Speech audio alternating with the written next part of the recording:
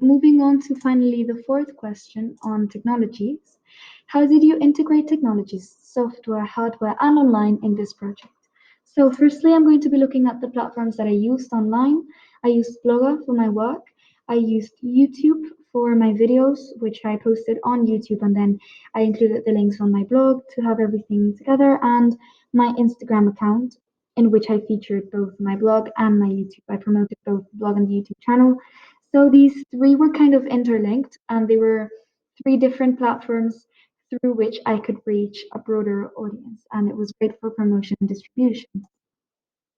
So the hardware that I integrated is quite complex. I used the computer at school where I could get my editing software.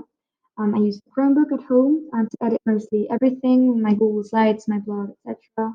I used my phone for social media and even my personal Chromebook at home for the YouTube channel because with my Chromebook at school, I couldn't log on to a different account.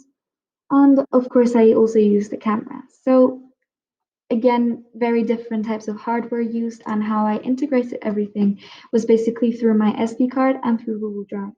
So the SD card was where I had all my footage and could transport it from the camera to the computers, the different ones that I had in my house. I had to also make hard copies, again, to make sure that I didn't lose any of my footage, especially when I was in the middle of the editing process. Also, I integrated everything online on the cloud through Google Drive, where I had basically everything for the blog and the images, and I could basically access through all of my computers. However, Drive was not very good for uploading things. So, for example, when I had to upload my final product to Drive and then to YouTube, it was quite messy and it lost a little bit of quality there. So, I'd like to have everything on the same computer in the future. Um, but again, this is how I integrated all of the hardware that I used. And finally, in terms of software, as you can see, I used so many different things. So let's get on to it. I used Premiere Pro for editing. I learned how to use it for basically every type of thing that you could do or that I needed to do for my film opening, in terms of image, in terms of sound, everything. And so I also used the Adobe Media Encoder, which I haven't included here in an image, but it was basically when I downloaded my film, I made it pass through the encoder to make it look better and to make it have better quality. I also used Adobe Photoshop for the film posters, which I had to remember how to use Photoshop again since the last coursework.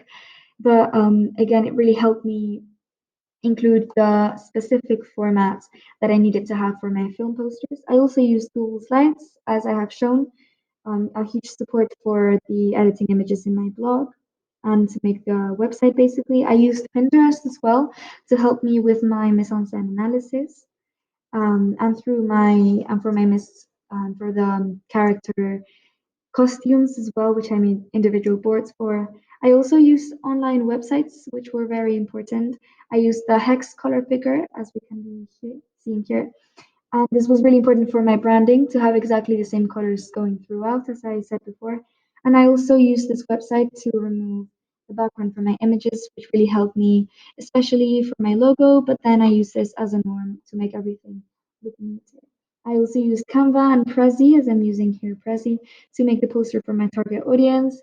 And I also used a word cloud generator online to make the word clouds for this presentation in particular as well. So again, it was integrating a lot of software. I wasn't afraid to look for different websites to make this as complex and as great as possible. So